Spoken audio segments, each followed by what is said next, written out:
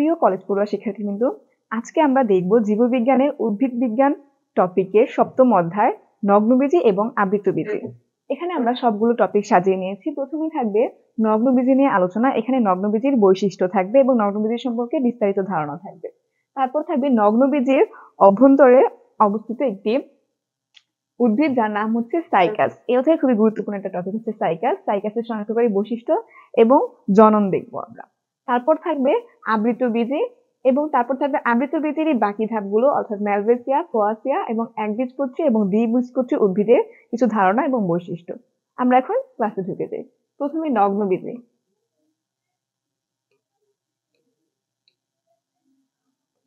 নগ্নবীজি, এখানে নগ্নবীজির নাম দ্বারাই বোঝা যাচ্ছে যে নগ্নবীজির বীজটা আবৃত অবস্থায় থাকবে না। এখানে প্রথমে আমরা দেখব নগ্নবীজির বৈশিষ্ট্য, তাহলে সম্পূর্ণ ধারণাটা আমরা ক্লিয়ার হয়ে যাব। নগ্নবীজির বৈশিষ্ট্য,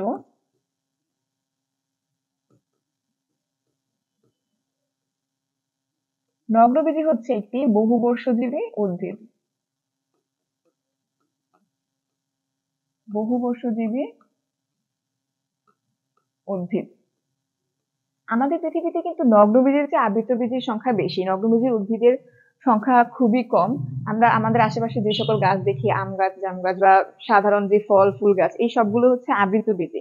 আর নগ্নবীজিটা একটু ডিফারেন্ট টাইপের হয়। আচ্ছা, তারপর হচ্ছে বহুবর্ষজীবী উদ্ভিদ হবে এবং স্পোরোফাইটিক উদ্ভিদ। স্পোরোফাইটিক উদ্ভিদ।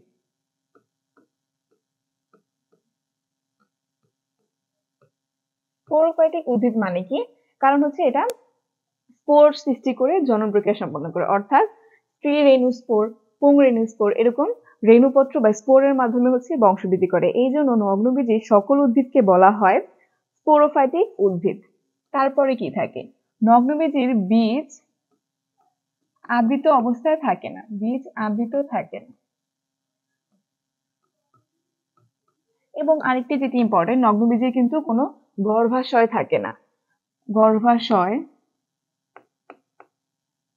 গর্ভাশয়, গর্ভমুণ্ড বা গর্ভদণ্ড থাকে না। আচ্ছা, যেহেতু গর্ভাশয় থাকে না, আমরা কি জানি একটি উদ্ভিদের ফল হয় কিভাবে? তার গর্ভাশয়টা কিন্তু মেইনলি ফলে পরিণত হয়। যেহেতু নগ্নবীজের কোনো গর্ভাশয় থাকে না, তার মানে কি ফলও হয় না। তার মানে নগ্নবীজ উদ্ভিদে শুধুমাত্র ফুল থাকে। ফুল থাকে কিন্তু ফল হয় না।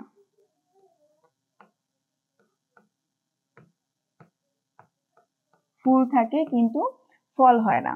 তারপরে আরেকটি হচ্ছে, যেহেতু গর্ভাশয় থাকে না, তাই এই ডিম্বকটি অন্যরকম ভাবে নিষেক করে। মানে এদের দ্বিনিষেক হয় না, এদের হচ্ছে স্বনিষেক হয়। দ্বিনিষেক হয় না। দ্বিনিষেক হয় না। দ্বিনিষেক হয় না, কিন্তু একটি ব্যতিক্রম আছে যেটা হচ্ছে দ্বিনিষেক হয়। নগ্নবীজি কিন্তু তাও দ্বিনিষেক হয়। আর এই ব্যতিক্রমটাই হচ্ছে ইম্পর্টেন্ট। ব্যতিক্রম কোনটা?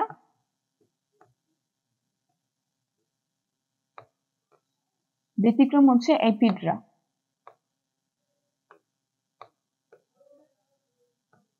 এখানে ব্যতিক্রম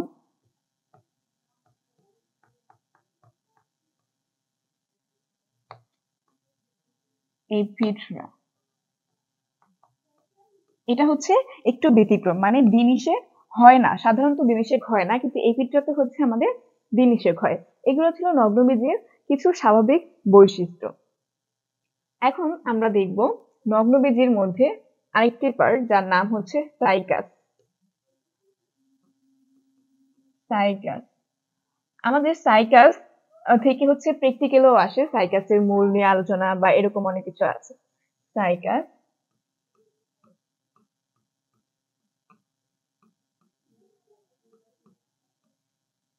সাইকাসের বৈশিষ্ট্যগুলো আগে দেখে নিই।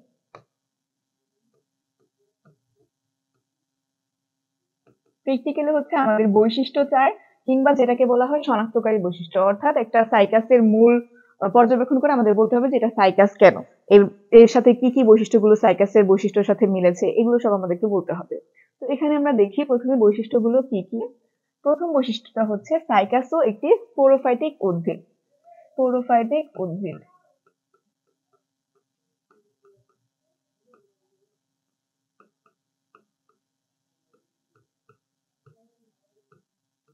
স্পোরোফাইটিক উদ্ভিদ। তারপর হচ্ছে সাইকাসের বৃহৎ ফ্লাজেলা আছে। উদ্ভিদকুলের সবচেয়ে বৃহৎ ফ্লাজেলা হচ্ছে সাইকাসের। বৃহৎ ফ্লাজেলা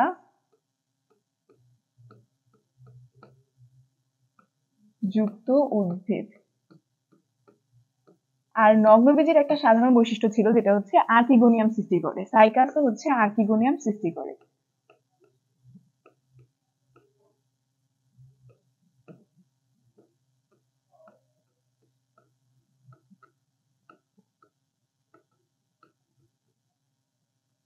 সৃষ্টি করে।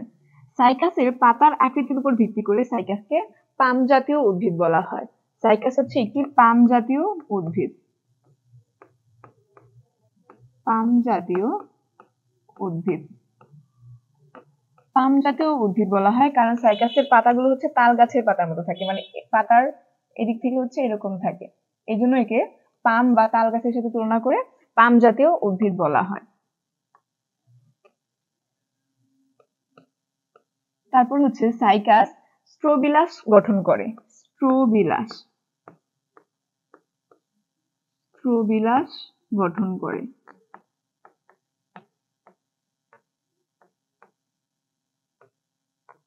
সাইকাস স্ট্রোবিলাস গঠন করে। তাহলে কি কি পেয়েছি আমরা এখানে? সাইকাস একটি স্পোরোফাইটিক উদ্ভিদ, অর্থাৎ স্পোরোফাইটিক বলা হয় কারণ হচ্ছে এখানে স্ত্রী স্পোর থাকে। স্ত্রী স্পোর এবং পুং স্পোর এরকম থাকে, যেটাকে বলা হয় রেণু। নগ্নবীজি এবং সাইকাস দুটোই এরকম, এজন্য বলা হয় স্পোরোফাইটিক উদ্ভিদ। তারপর হচ্ছে সাইকাসের সবচেয়ে উদ্ভিদকুলের সবচেয়ে বৃহৎ ফ্লাজেলাযুক্ত উদ্ভিদ হচ্ছে সাইকাস। সাইকাস হচ্ছে আর্কিগোনিয়াম সৃষ্টি করে এবং পাম জাতীয় উদ্ভিদ এবং হচ্ছে স্ট্রোবিলাস গঠন করে। স্ট্রোবিলাসটা কিন্তু শুধুমাত্র পুংরেণু গঠন করতে পারে। পুংরেণু। সাইকাসের পুংরেণু হচ্ছে স্ট্রোবিলাস গঠন করে। একসাথে কয়েকটা সোরাস মিলে একটা স্ট্রোবিলাস গঠিত হয়। এটা আমরা যখন জননের চিত্রগুলো দেখবো তখন বুঝতে পারবো। আচ্ছা, এখানে ছিল আমাদের সাইকাসের বৈশিষ্ট্য। তারপর আমরা দেখবো সাইকাসের একটি বিশেষ গুণ আছে যে সাইকাস হচ্ছে কোরালয়েড মূল। সাইকাসকে বলা হয় কোরালয়েড মূল।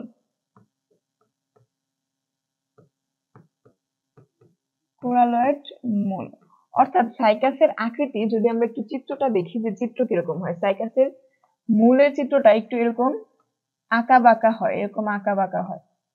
একসাথে এরা একটা মূলের মতো প্রান্ত সৃষ্টি করে, অর্থাৎ সাইকাসের মূলটা সামুদ্রিক প্রবালের মতো হয় বা কোরালের মতো হয়। সাইকাসের মূল প্রথমে ঠিক থাকে, কিন্তু তারপর সাইকাসের মূলে কিছু ব্যাকটেরিয়া না, অ্যাকচুয়ালি সায়ানোব্যাকটেরিয়া, এটাকে বলা হয় সায়ানোব্যাকটেরিয়া আক্রমণ করে। সায়ানোব্যাকটেরিয়া।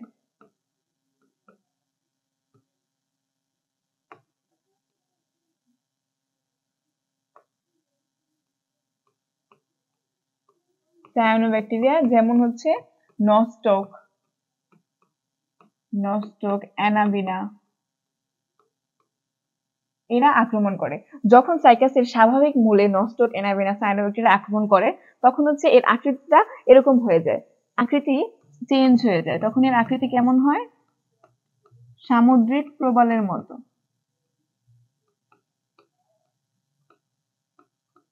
সামুদ্রিক প্রবাল বা কোরাল। সামুদ্রিক প্রবাল বা কোরাল আকৃতি ধারণ করে। আর তখন এদের মূলকে বলা হয় কোরালয়েড মূল।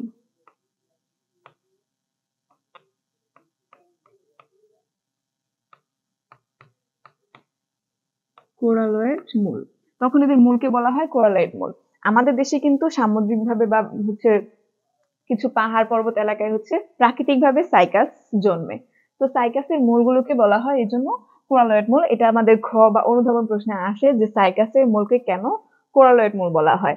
সাইকাসের কিছু অর্থনৈতিক গুরুত্ব আছে, যেমন সাইকাসকে হচ্ছে সবজি বা পাতা হিসেবে ব্যবহার করা হয় এবং ওষুধ হিসেবেও ব্যবহার করা হয়। এগুলো হচ্ছে সাইকাসের কিছু অর্থনৈতিক গুরুত্ব।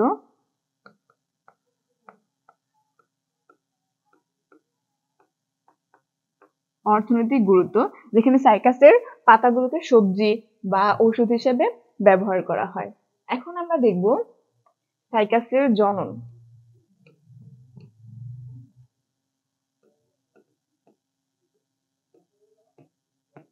সাইকাসের জনন, এর জননটা কেমন হয়? সাইকাসের জনন হচ্ছে যৌন জননে দুইটা জিনিস দেখা যায়। সাইকাসের যৌন জনন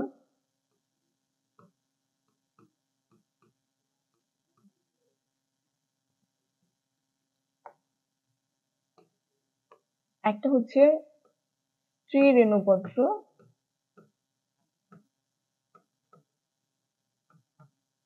এবং পুং রেণুপত্র।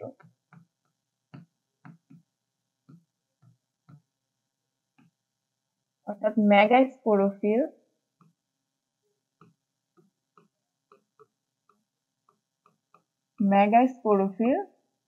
এবং মাইক্রোস্পোরোফিল।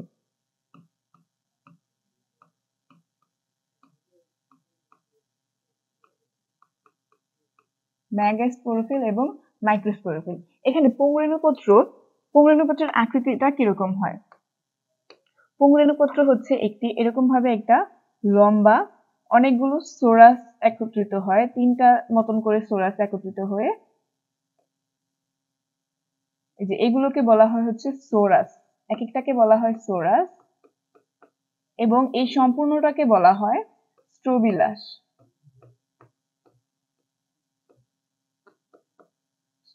এরকম একটা আকৃতি গঠন করে, যেটা হচ্ছে এর পুংরেণু। এটা হচ্ছে সাইকাসের পুং রেণুপত্রের একটা সাধারণ চিত্র।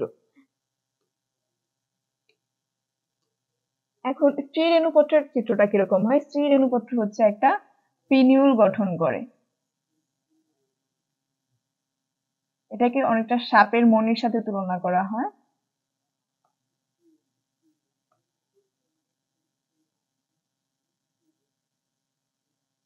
এই জায়গাগুলোকে বলা হয় পিনিউল।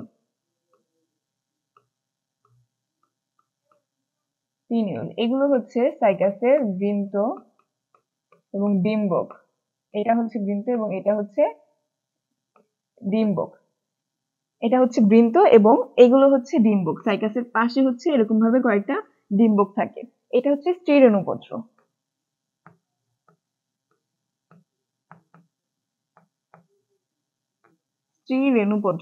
আর স্ট্রোবিলাস কে গঠন করে? পুং রেণুপত্র হচ্ছে স্ট্রোবিলাস গঠন করে। এটা হচ্ছে সাইকাসের আরেকটি গুরুত্বপূর্ণ পার্ট। এখন দেখবো আবৃতবীজি।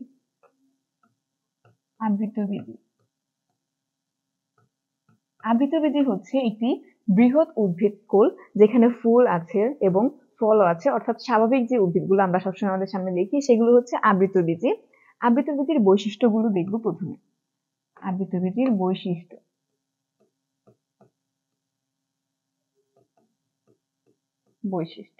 নগ্নবীজিতে আমরা দেখেছিলাম যে নগ্নবীজির উদ্ভিদটা ছিল স্পোরোফাইটিক এবং নগ্নবীজির স্পোরোফাইটটা ছিল অসম রেণুপৃষ্ঠ।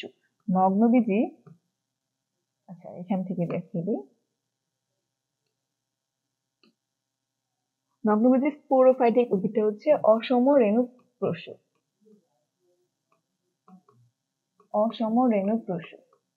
অর্থাৎ এখানে যে পুং রেণু এবং স্ত্রী রেণু থাকে সেগুলো হচ্ছে সমান না, অসম রেণুপ্রসূ। অর্থাৎ স্ত্রী রেণুটা হচ্ছে বড় থাকে এবং পুং রেণুপত্রটা হচ্ছে ছোট থাকে। এটা ছিল আমাদের নগ্নবীজি। কিন্তু আবৃতবীজিতে হচ্ছে, আবৃতবীজি উদ্ভিদ স্পোরোফাইটিক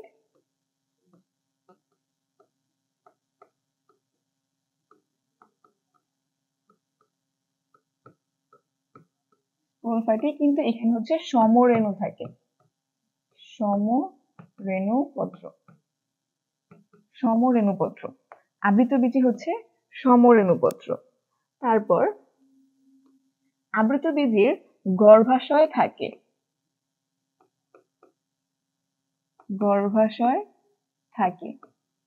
গর্ভাশয় যেহেতু থাকে তাহলে ডিম্বক পরাগরেণুতে প্রবেশের পরে কোথায় প্রবেশ করবে? অবশ্যই গর্ভাশয়ের গর্ভমুণ্ডে প্রবেশ করবে। তাহলে ডিম্বক কোথায় প্রবেশ করে? গর্ভমুণ্ডে প্রবেশ করে।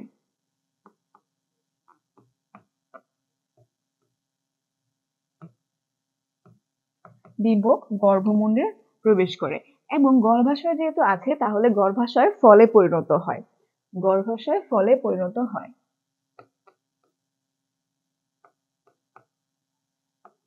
গর্ভাশয় ফলে পরিণত হয়। গর্ভাশয় ফলে পরিণত হয়। গর্ভাশয় আছে যেহেতু তার মানে এখানে গর্ভদণ্ড এবং গর্ভমুণ্ড আছে, এই জিনিসটা মাথায় রাখতে হবে। গর্ভদণ্ড এবং গর্ভমুণ্ড আছে। গর্ভমুণ্ড আছে এবং ডিম্বক গর্ভমুণ্ডে প্রবেশ করে গর্ভাশয় ফলে পরিণত হয়। তারপর নগ্নবীজিতে দ্বিনিষেক হয় না, কিন্তু আবৃতবীজিতে কিন্তু দ্বিনিষেক হয়। দ্বিনিষেক হয়। দ্বিনিষেক হয় এবং দ্বিনিষেক হয় বলে আবৃতবীজির শ্বাস মানে আবৃতবীজির শস্য শ্বাস যাকে বলা হয় শ্বাস বা শস্য, শস্যটা হচ্ছে ট্রিপ্লয়েড। ট্রিপ্লয়েড আবৃতবীজির শস্যটা ট্রিপ্লয়েড এবং নগ্নবীজির শস্যটা যেহেতু দ্বিনিষেক হয় না তার মানে ওটা হচ্ছে হ্যাপ্লয়েড। তারপর আর কি কি থাকে? নগ্নবীজিতে আর্কিগোনিয়াম সৃষ্টি হতো, কিন্তু আবৃতবীজিতে কোনো ফ্লাজেলা থাকে না, অর্থাৎ শুক্রাণু নিশ্চল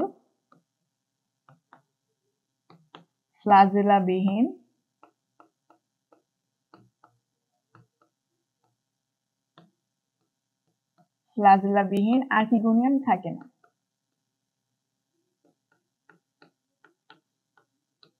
আর্কিগোনিয়া নেই। এতটুকু হচ্ছে আরেকটা। এগুলো হচ্ছে আমাদের আবৃতবীজি নিয়ে কিছু বৈশিষ্ট্য। এখন আমরা দেখব আবৃতবীজি এবং নগ্নবীজির পার্থক্য। পার্থক্যটা দেখলে আমরা বৈশিষ্ট্য সম্পর্কে সাধারণভাবে ক্লিয়ার হব। এখানে থাকবে আবৃতবীজি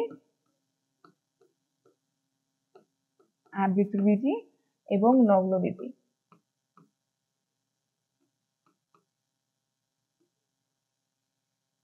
আবৃতবীজি এবং নগ্নবীজির মধ্যে বৈশিষ্ট্য কি কি আছে, পার্থক্য।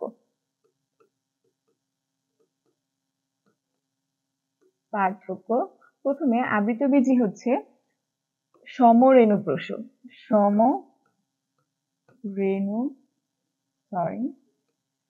আবৃতবীজি সমরেণুপ্রসূ উদ্ভিদ।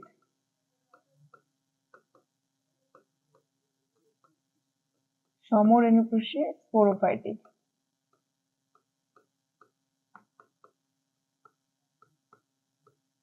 আবৃতবীজি সমরেণুপ্রসূ স্পোরোফাইটিক এবং নগ্নবীজি অসমরেণুপ্রসূ স্পোরোফাইটিক। অসমরেণুপ্রসূ।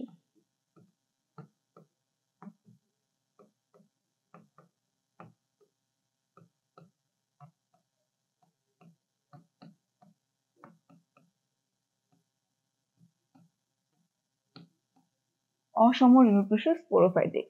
তারপরে আবৃতবীজি হচ্ছে ফল হয় এবং নগ্নবীজির ছিল ফুল থাকে ফল থাকে না, ফল হয় না। আবৃতবীজিতে ছিল আবৃতবীজির গর্ভাশয় আছে কিন্তু নগ্নবীজিতে কিন্তু গর্ভাশয় নেই।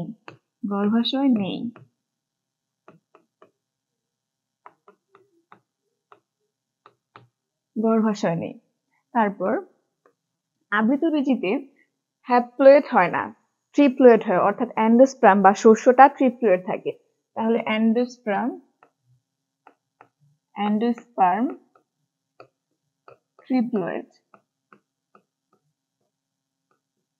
ট্রিপ্লয়েড এবং নগ্নবীজিতে অ্যান্ডোস্পার্ম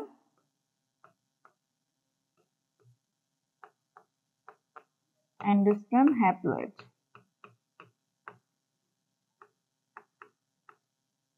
এখন আমরা ভাজক টিস্যুর দিকে একটু খেয়াল করি। নগ্নবীজির ভাজক টিস্যুতে হচ্ছে জাইলেমে ভেসেল থাকে না। জাইলেমে হচ্ছে ভেসেল নেই এবং ফ্লোয়েমে সঙ্গী কোষ নেই। ফ্লোয়েমের সঙ্গীকোষ নেই। জাইলেমের হচ্ছে ভেসেল থাকে না, অর্থাৎ জাইলেমের যে ভেসিল অঙ্গাণুটা থাকা ইম্পর্টেন্ট, সেই জিনিসটা হচ্ছে নগ্নবীজিতে থাকে না। ফ্লোয়েম কোষে হচ্ছে সঙ্গীকোষ থাকে না। কিন্তু আবৃতবীজিতে জাইলেমে ভেসেল কোষ থাকে এবং ফ্লোয়েমেও সঙ্গীকোষ থাকে, অর্থাৎ ভাজক টিস্যুটা একদম সম্পূর্ণ থাকে। জাইলেমে ভেসেল থাকে, ফ্লোয়েমের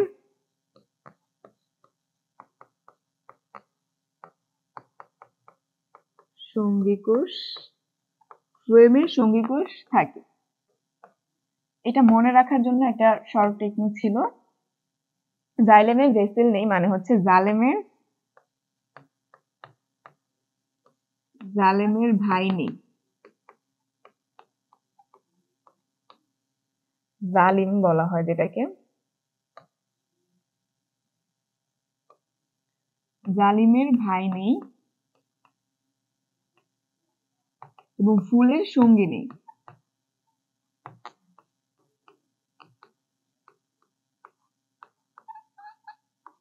ফুলের সঙ্গী নেই, এটা হচ্ছে মনে রাখার একটা শর্ট টেকনিক। জাইলেমের হচ্ছে ভেসেল থাকে না এবং ফ্লোয়েমের সঙ্গীকোষ থাকে না। এবং আবৃতবীজিতে হচ্ছে জাইলেমের ভেসেল থাকে এবং ফ্লোয়েমের সঙ্গীকোষ থাকে।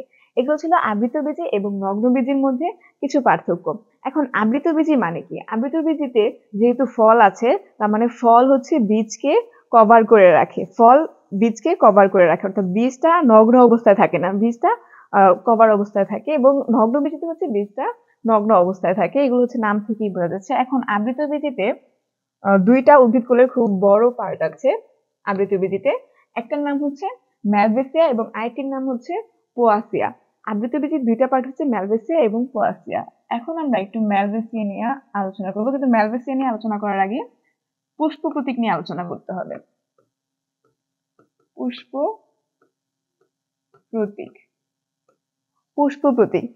প্রতীকে কিছু থাকে শুধুমাত্র শব্দ দিয়ে থাকে, অর্থাৎ বর্ণ দিয়ে থাকে। প্রথমে আমরা বর্ণের আলোচনাটা দেখিনি, যে বর্ণগুলো কিভাবে, কোনটা আমরা কিভাবে বুঝবো। পুষ্প প্রতীকে মানে একটি পুষ্পর কি কি অঙ্গাণু থাকে, পুষ্পর অঙ্গাণুগুলো কিরকম থাকে, যে প্রথমে হচ্ছে একটা বৃন্ত, উপবৃন্ত, এরকম অনেক কিছু থাকে না। এখন এই জিনিসগুলোকে কি দ্বারা প্রকাশ করা হয়? যেমন পুষ্প প্রতীকে এখানে হচ্ছে উপমঞ্জরি পত্র, মঞ্জরি পত্র, মঞ্জরি পত্র, বৃন্ত, উপবৃন্ত,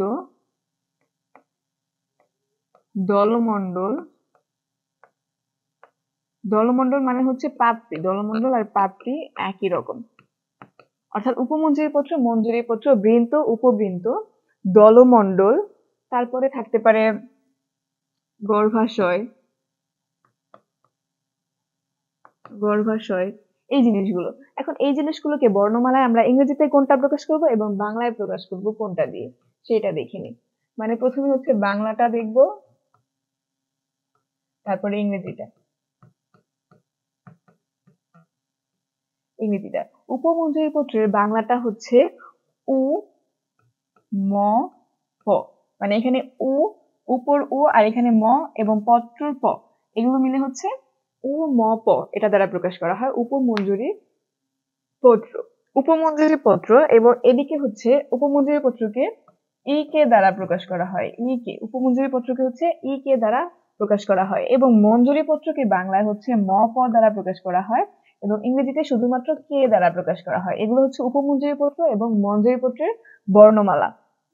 তারপর বৃন্তকে হচ্ছে বাংলায় শুধুমাত্র বৃ দ্বারা প্রকাশ করা হয়। বৃন্তর বাংলাটা হচ্ছে শুধুমাত্র বি এবং বৃন্তের ইংরেজিটা হচ্ছে বি। তারপর উপবৃন্তের বাংলাটা হচ্ছে উ বি, এবং উপবৃত্তের ইংরেজিটা হচ্ছে ই বি, এভাবে প্রকাশ করা হয়। তারপর দলমণ্ডলের বাংলাটা কি হবে? দলমণ্ডলের বাংলাটাকে শুধুমাত্র দ দ্বারা প্রকাশ করা হয়, গর্ভাশয়ের বাংলাটাকে গ দ্বারা প্রকাশ করা হয় এবং ইংরেজিটাকে জি দ্বারা প্রকাশ করা হয়। এই কয়েকটা হচ্ছে আমাদের বর্ণমালার স্বাভাবিক প্রকাশের রূপটা। তারপরে আরেকটা জিনিস দেখে নিব,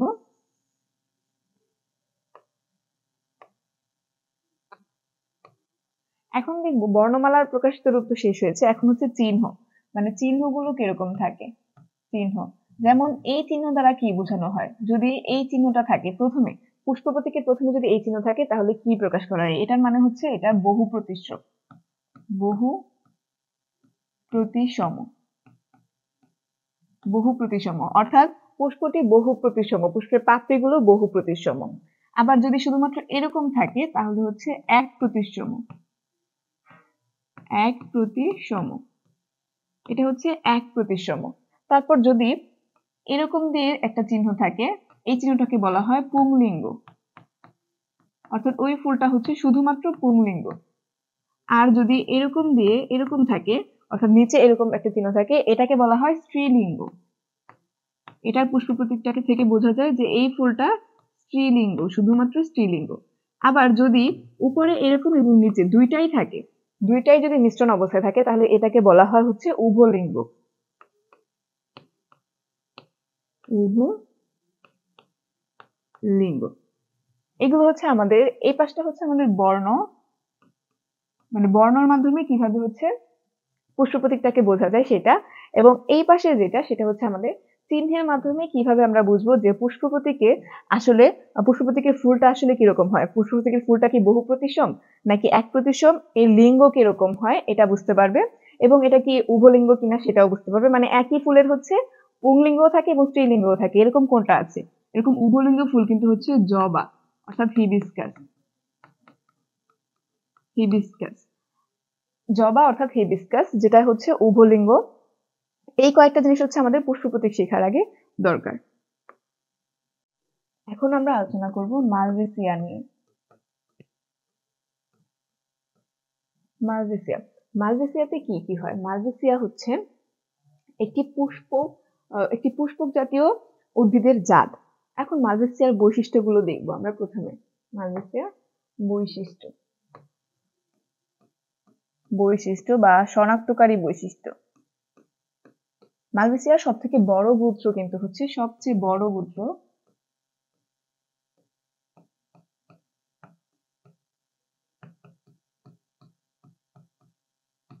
সবচেয়ে বড় গোত্র হচ্ছে হিবিস্কাস। হিবিস্কাস, যেখানে প্রায় 15টি প্রজাতি আছে, 15টি প্রজাতি, যেখানে প্রায় 15টি প্রজাতি আছে।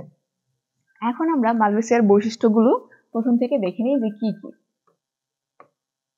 বৈশিষ্ট্য। প্রথম বৈশিষ্ট্যটা কি, মালভেসিয়া ভেতরের যে অংশটুকু সেটি হচ্ছে কচি মিউসিলেস পূর্ণ, কচি মিউসিলেস পূর্ণ,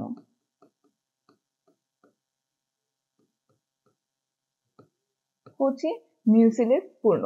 তারপর মালভেসিয়ার পরাগরেণু, পরাগরেণু, মালভেসিয়ার পরাগরেণুটা কিরকম হয়, পরাগরেণু অসংখ্য হয়, অসংখ্য, অসংখ্য পরাগরেণু, এবং হচ্ছে মালভেসিয়ার পরাগধানী, পরাগধানী বৃত্তাকার, বৃত্তাকার। মালভেসিয়ার পরাগধানীটা বৃত্তাকার হয়, অর্থাৎ আকৃতিটা এরকম হয়, এরকম এরকম। মালভেসিয়ার পরাগধানীটা হচ্ছে বৃত্তাকার হয়। তারপর মালভেসিয়ার দলমণ্ডল এবং পুংকেশর একত্রিত অবস্থায় থাকে, দলমণ্ডল এবং পুংকেশর একত্রিত অবস্থায় থাকে। পুংকেশরটা হচ্ছে, পুংকেশর অসংখ্য, অসংখ্য। গর্ভাশয়, গর্ভাশয় অধিগর্ভ, গর্ভাশয়কে বলা হয় অধিগর্ভ। এখন আমরা মালভেসিয়ার পুষ্প প্রতীকটা দেখি নিই, পুষ্প প্রতীক দেখলে মালভেসিয়ার অনেকটা ক্লিয়ার হবো। পুষ্প প্রতীক, পুষ্প প্রতীক, পুষ্প প্রতীক হচ্ছে সাধারণভাবে পুষ্প প্রতীকটা কিরকম হয়, প্রথমে হচ্ছে আমরা দেখবো এটা বহু প্রতিসম, যেহেতু মালভেসিয়া হচ্ছে বহু প্রতিসম, মালভেসিয়া হচ্ছে সকল উদ্ভিদের ফুলগুলো হচ্ছে পুষ্পগুলো বহু প্রতিসম, তাহলে বহু প্রতিসম চিহ্নটা দিব। তারপর হচ্ছে মালভেসিয়া বহু প্রতিসম হয় এবং উভলিঙ্গ, মালভেসিয়ার পুষ্পগুলো হচ্ছে উভলিঙ্গ, বহু প্রতিসম এবং উভলিঙ্গ। তারপরে উপবৃদ্ধি, উপবৃত্তি পাঁচটি উপবৃত্তি, বৃত্তি পাঁচটি, দলমণ্ডল পাঁচটি, দলমণ্ডল এবং পুংকেশর হচ্ছে অসংখ্য। এই চিহ্ন দ্বারা কি বোঝানো হয়? এই চিহ্ন দ্বারা বোঝানো হয় কোনো কিছু অসংখ্য মানে কোনো কিছুর দলমণ্ডল যদি অসংখ্য হয় তাহলে ইনফিনিটি এই চিহ্ন দিতে পারে। এখন উপবৃত্তি হচ্ছে পাঁচটি, বৃত্তি পাঁচটি, দলমণ্ডল পাঁচটি, পুংকেশর অসংখ্য এবং একটি গর্ভাশয় থাকে। গর্ভাশয়টা হচ্ছে অধিগর্ভ। গর্ভাশয়টা কিরকম হয়? গর্ভাশয়টা অধিগর্ভ এবং এই গর্ভাশয় হচ্ছে পাঁচটি। এটা হচ্ছে আমাদের জবা ফুলের পুষ্প প্রতীক। সাধারণত এটা হচ্ছে জবা ফুলের পুষ্প প্রতীক। জবা ফুলের পুষ্প প্রতীক। তো জবা ফুলের পুষ্প প্রতীক হচ্ছে এরকম হয়। এখন আমরা দেখব মালভেসিয়ার পুষ্প প্রতীকের চিত্র। পুষ্প প্রতীকের চিত্র কিন্তু মালভেসিয়ার খুবই ইম্পর্টেন্ট। চিত্রে অবশ্যই পাঁচটা করে থাকতে হবে সবকিছু, এই জিনিসটা খেয়াল রাখতে হবে। যেমন এই যে এদিক থেকে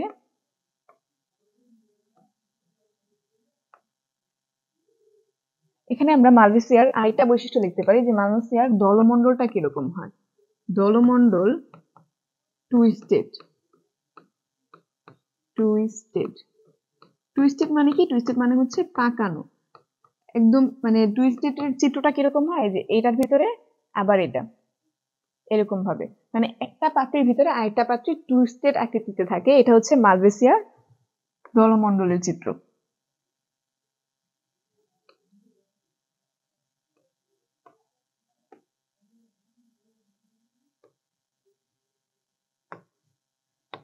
আচ্ছা, এখন এটা হচ্ছে বাইরের যে আকৃতিটা দিয়েছি সেটা হচ্ছে মালভেসিয়ার উপবৃত্তি।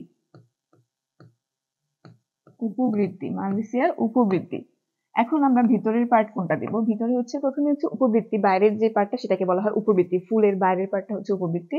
তারপর ভিতরে কি থাকবে? ভিতরে হচ্ছে আবার পাঁচটা করে বৃত্তি দিয়ে দিতে হবে, পাঁচটা করে বৃত্তি।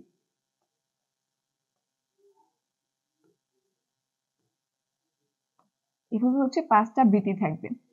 বৃত্তির পরে কি থাকবে? বৃত্তির পরে ভিতরে হচ্ছে দলমণ্ডল থাকবে। এখন দলমণ্ডলের আগে আমরা মাতৃগর্ভটা দেখে নিই। মাতৃগর্ভটা কিরকম হবে?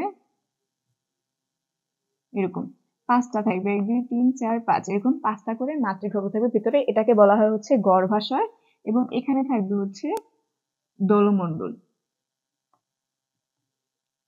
দলমণ্ডলগুলো এরকম টুইস্টেড থাকবে।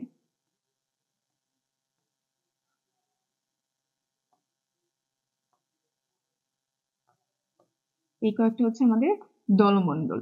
এখন বাইরে এগুলো চিহ্নিতকরণ করে দিতে হবে এবং এখানে একটা থাকবে হচ্ছে মাতৃ অক্ষ। এখানে একটা মাতৃ অক্ষ থাকে, এটাকে বলা হয় মাতৃ অক্ষ। এগুলো হচ্ছে বৃত্তি, উপবৃত্তি, বৃত্তি এবং ভিতরে এই যে টুইস্টেড আকৃতি এটাকে হচ্ছে দলমণ্ডল বলা হয়, দলমণ্ডল বা পাপড়ি। এবং ভিতরের এই জিনিসটাকে বলা হয় গর্ভাশয় বা পুংকেশর। এখানে হচ্ছে ভিতরে পুংকেশর থাকে। এগুলো হচ্ছে পুষ্প প্রতীক, জবা ফুলের পুষ্প প্রতীক বা মালভেসিয়া গোত্রের পুষ্প প্রতীক। এখন আমরা দেখব যে মালভেসিয়া গোত্রের গুরুত্ব। মালভেসি গোত্রের গুরুত্ব।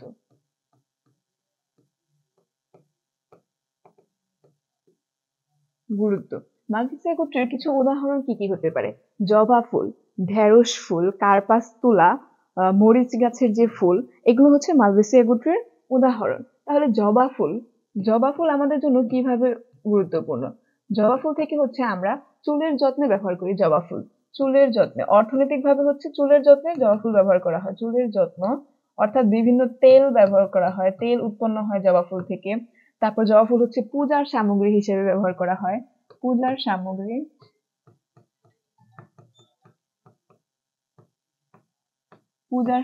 জবা ফুল পূজার সামগ্রী হিসেবে ব্যবহার করা হয়। তারপর জবা ফুল হচ্ছে সৌন্দর্য বর্ধন হিসেবে ব্যবহার করা হয়। সৌন্দর্য বর্ধন। জবা ফুলের যে ফুল, সেই ফুলকে হচ্ছে অশ্বরোগের চিকিৎসা, রক্ত আমাশয় বা অশ্বরোগের চিকিৎসা, রক্ত আমাশয় আর হচ্ছে অশ্বরোগের চিকিৎসায় ব্যবহার করা হয়। অশ্বরোগের চিকিৎসা।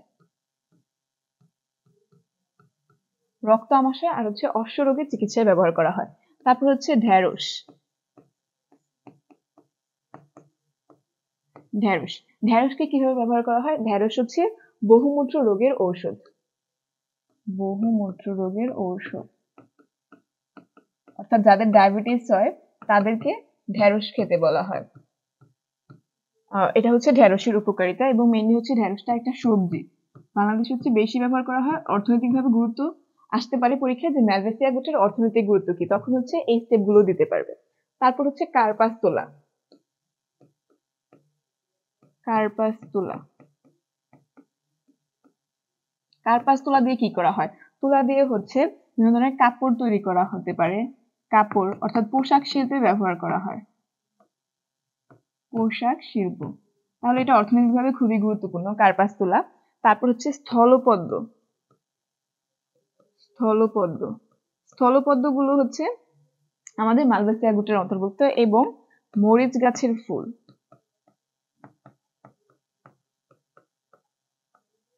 মরিচ গাছের ফুল, এগুলো হচ্ছে মালভেসিয়া গুটের অন্তর্ভুক্ত। এখানে আমরা মালভেসিয়ার পার্টটুকু শেষ করেছি। আচ্ছা, এখন আমরা মালভেসিয়া শেষ করলাম, এখন আমরা দেখব পোয়াসিয়া গোত্র।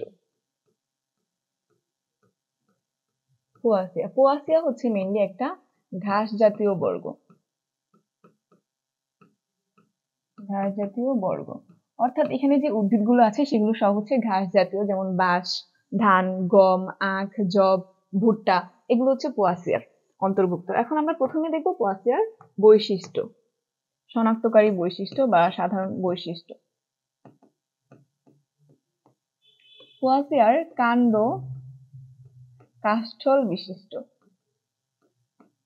কাষ্ঠল বিশিষ্ট, কাণ্ডটা একদম কাষ্ঠল বিশিষ্ট, শক্ত হবে এরকম। তারপর হচ্ছে তারপর আমাদের পাতা, পাতা কিরকম হয়? পাতা লিগিউল বিশিষ্ট। লিগিউল বিশিষ্ট, পাতা লিগিউল বিশিষ্ট। পোয়াসিয়া গোত্রের অমরা বিন্যাস, অর্থাৎ গর্ভাশয়ের যে অমরা বিন্যাস কিরকম থাকে? অমরা বিন্যাস অক্ষীয়। অমরা বিন্যাস অক্ষীয়। মালভেসিয়ার অমরা বিন্যাসটা কিন্তু মূলীয় হয়, এবং পোয়াসিয়ার অমরা বিন্যাসটা হচ্ছে অক্ষীয়। তারপরে পুংকেশর। পুংকেশর এক প্রকোষ্ঠ বিশিষ্ট। পাতায় লবিউল থাকবে, অমরা বিন্যাসটা অক্ষীয়। এগুলো হচ্ছে পোয়াসিয়ার সবচেয়ে ইম্পর্টেন্ট কিছু বৈশিষ্ট্য, যেগুলো হচ্ছে শনাক্তকারী বৈশিষ্ট্যের মধ্যে দিতেই হবে এরকম। এবং ফল, পোয়াসিয়া গোত্রের ফল কেরিওপসিস। ফলকে বলা হয় কেরিওপসিস। কেরিওপসিস জাতীয় ফল থাকবে। এগুলো হচ্ছে পোয়াসিয়া গোত্রের কিছু সাধারণ বৈশিষ্ট্য। এখন আমরা পোয়াসিয়া গোত্রের পুষ্প প্রতীকটা দেখে নিব। পোয়াসিয়া গোত্রের পুষ্প প্রতীকটা কিরকম হয়? পুষ্প প্রতীক,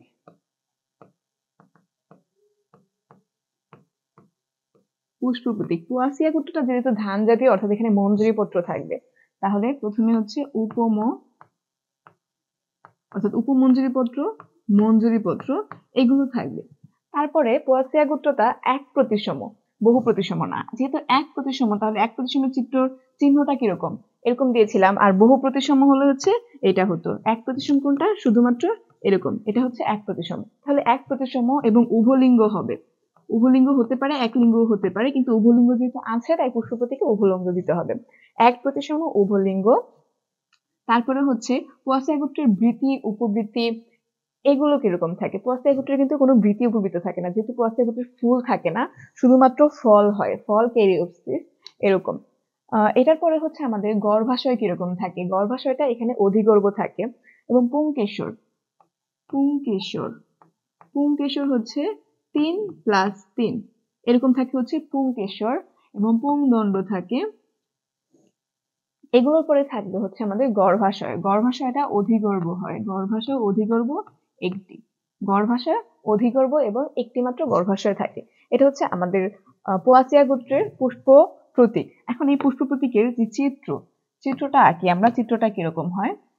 চিত্রের উপরে প্রথমে একটা মাতৃ অক্ষ থাকবে, এবং এদিক থেকে বড় একটা পার্ট এবং এদিক থেকে আরেকটু এরকম পার্ট। এটাকে বলা হয় হচ্ছে পেলিয়া। পেলিয়া, এবং এইটা হচ্ছে ল্যামা। পেলিয়া থাকবে, ল্যামা থাকবে, মাতৃঅক্ষ থাকবে। তারপরে কি থাকবে?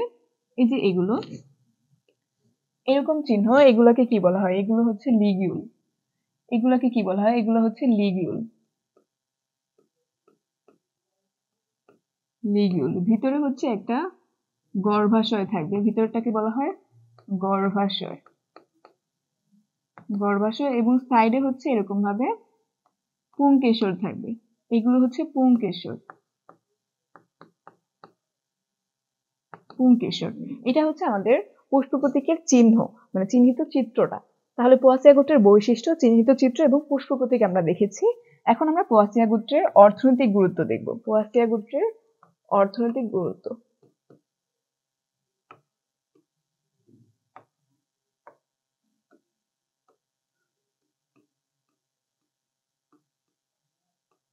পোয়াসিয়া গোত্রের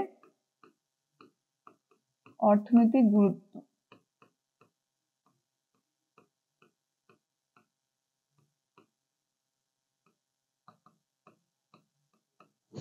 পোয়াসিয়া গোত্রের অর্থনৈতিক গুরুত্ব কিরকম হয়? অর্থনৈতিক দিক দিয়ে এরকম প্রশ্ন আসে যে অর্থনৈতিক দিক দিয়ে মানে মালয়েশিয়ার একটা বৈশিষ্ট্য দিয়ে দিবে, পোয়াসিয়ার কয়েকটা বৈশিষ্ট্য দিয়ে দিবে।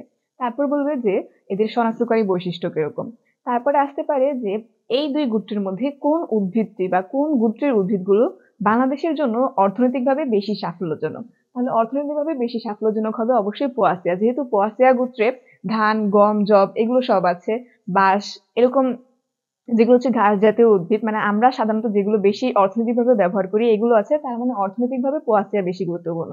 এবং সৌন্দর্য বর্ধনে হচ্ছে মালয়েশিয়া বেশি গুরুত্বপূর্ণ, কারণ মালয়েশিয়ায় জবা, ঢেঁড়স, তারপর স্থলপদ্ম, এরকম ফুল, কার্পাসতোলা এগুলো বেশি থাকে। এখন আমরা এটার অর্থনৈতিক গুরুত্বগুলো দেখে নিই। প্রথমে সবার প্রথম যেটা থাকে সেটা হচ্ছে ধান।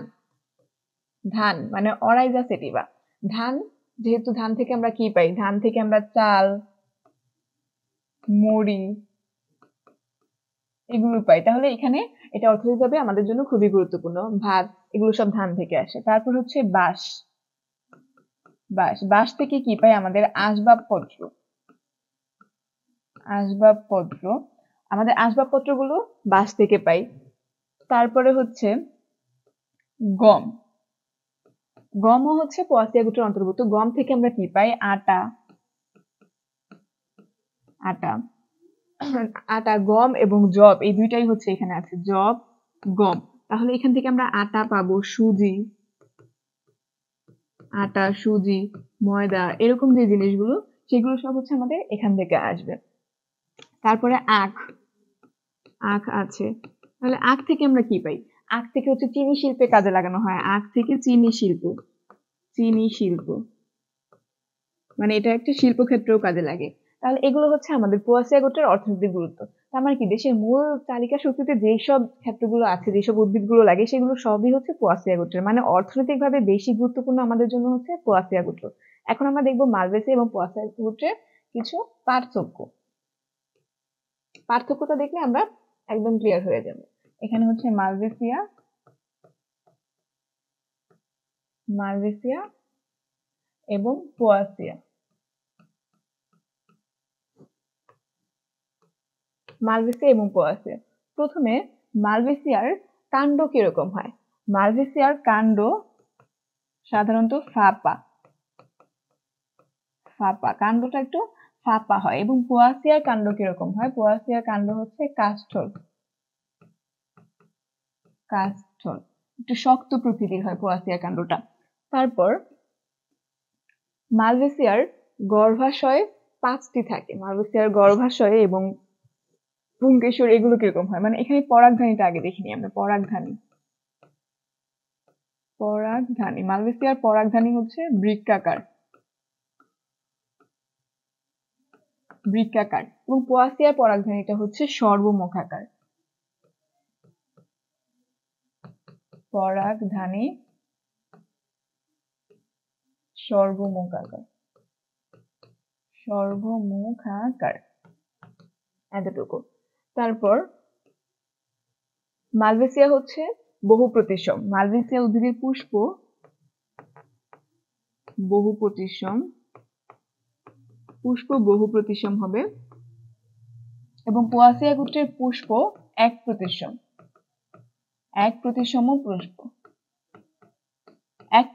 পুষ্প। মালয়েশিয়া গোত্রের অমরা বিন্যাস কিরকম হয়? মালয়েশিয়া গোত্রের অমরা বিন্যাস হচ্ছে মূলীয়। মালয়েশিয়া গোত্রের অমরা বিন্যাস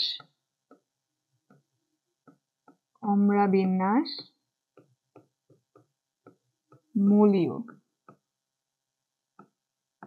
এবং পোয়াসিয়া গোত্রের অমরা বিন্যাস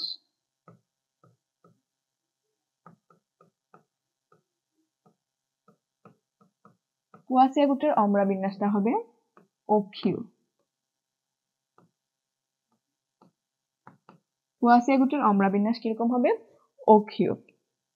তারপর পোয়াসিয়া গোত্রের পাতাটা হয় লিগিউল বিশিষ্ট, লিগিউল বা লোডিকিউল এরকম থাকে, লিগিউল বিশিষ্ট। কিন্তু মালয়েশিয়া গোত্রের পাতা হচ্ছে শিরা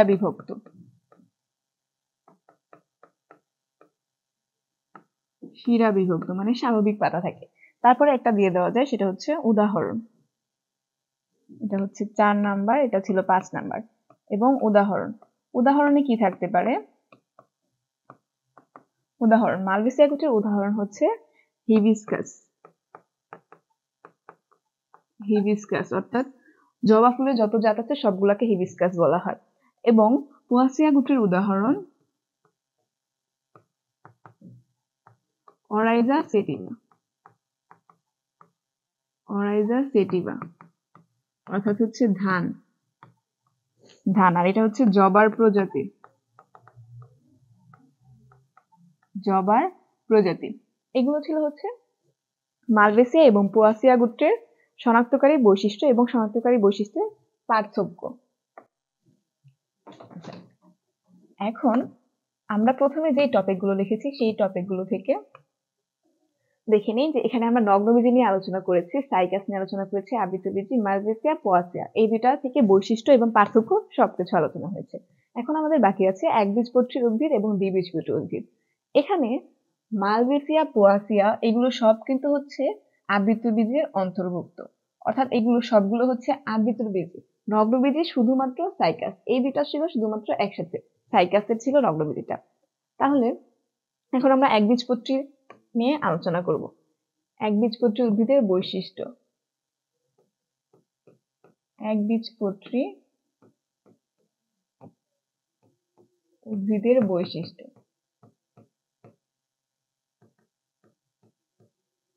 একবীজপত্রী উদ্ভিদের বৈশিষ্ট্যগুলো কিরকম হয় আমরা একটু দেখে নেই। প্রথমে একবীজপত্রীর উদাহরণগুলো কি কি? একবীজপত্রী মানেই হচ্ছে এর বীজপত্রে হচ্ছে একটি মাত্র বীজ থাকবে, আর দ্বিবীজপত্রী মানে কি হবে? দুইটি বীজ থাকবে। তাহলে প্রথম বৈশিষ্ট্য হচ্ছে একটি মাত্র বীজ থাকবে,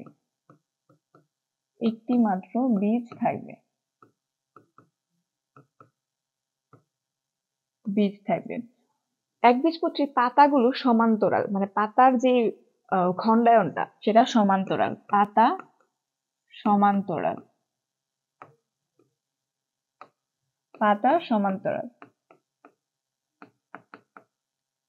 একবীজপত্রী দ্বিবীজপত্রী করলে এই অধ্যায়টা শেষ হয়ে যাবে। পাতা সমান্তরাল। তারপরে একবীজপত্রীর পুষ্পের পুষ্পপত্রটা কিরকম হবে? পুষ্পপত্র হচ্ছে 3 বা 3 এর গুণিতক, 3 বা 3 এর গুণিতক, যেমন হচ্ছে 6, 9, যেরকম 6, 9 এরকম হবে। আর এই জন্য হচ্ছে এর পুষ্পপত্রটা হচ্ছে ট্রাইমেরাস। পুষ্পপত্রটা কিরকম হয়? ট্রাইমেরাস। এদের কাণ্ড কিরকম হয়? কাণ্ডটা মানে বৃক্ষর মতন হয় না, কাণ্ডটা একটু অন্যরকম হয়। কাণ্ড বেশিরভাগ ক্ষেত্রে বৃক্ষর মতন হয় না, কাণ্ড ফাঁপা হয়, বেশিরভাগ ক্ষেত্রে কাণ্ড এই জন্য ফাঁপা হয়। এগুলো হচ্ছে একবীজপত্রী উদ্ভিদের কিছু সাধারণ বৈশিষ্ট্য। এখন আমরা দেখব দ্বিবীজপত্রী উদ্ভিদের বৈশিষ্ট্য।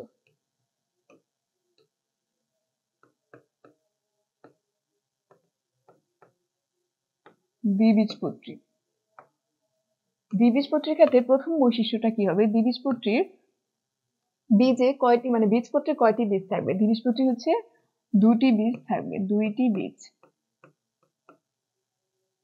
2টি বীজ থাকবে। দ্বিবীজপত্রীর পাতা জালিকাকার হবে, পাতা জালিকাকার, পাতাটা জালিকাকার হবে। দ্বিবীজপত্রীর পাতা জালিকাকার, দ্বিবীজপত্রীর 2টি বীজ থাকবে, এতটুকু আমরা দেখেছি। তারপর কি হবে? তারপর হচ্ছে দ্বিবীজপত্রীর পুষ্পপত্র। পুষ্পপত্র কিরকম হবে? পুষ্পপত্র, পুষ্পপত্রটা হচ্ছে 4 বা 5, 4 বা 5 অথবা এর গুণিতক, 4 বা 5 অথবা এর গুণিতক, গুণিতক অর্থাৎ 10 বা 15 এরকম হবে। অর্থাৎ 10 বা 15 বদলে যেহেতু 4 বা 5 বলেছে, তার মানে 8, তারপর হচ্ছে 16 এরকম হতে পারে। অর্থাৎ এর পুষ্পপত্রটা হচ্ছে টেট্রামেরাস, টেট্রামেরাস, টেট্রামেরাস বা পেন্টামেরাস। যদি 4টি থাকে তাহলে বলা হবে টেট্রামেরাস, আর যদি 5টা থাকে তাহলে বলা হবে পেন্টামেরাস। এটা হচ্ছে পুষ্পপত্রের বিন্যাস। এর কাণ্ডটা কিরকম থাকবে? কাণ্ড হচ্ছে বৃক্ষল, বৃক্ষল। এখানে আমরা উদাহরণ দেখে নেই। উদাহরণ, দ্বিবীজপত্রীর উদাহরণটা কিরকম হবে? দ্বিবীজপত্রীর উদাহরণ হচ্ছে আম,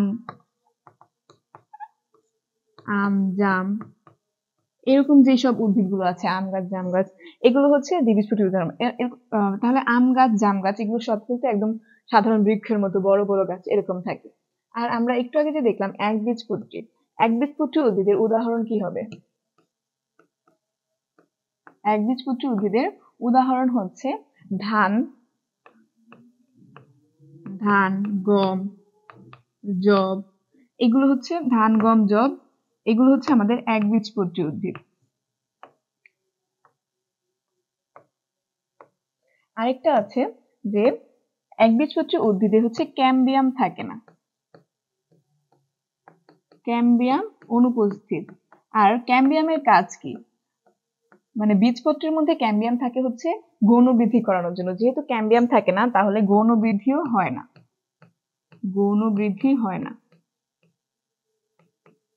অর্থাৎ মূল আকৃতিতে ছোট থাকে, গৌণ বৃদ্ধি হয় না।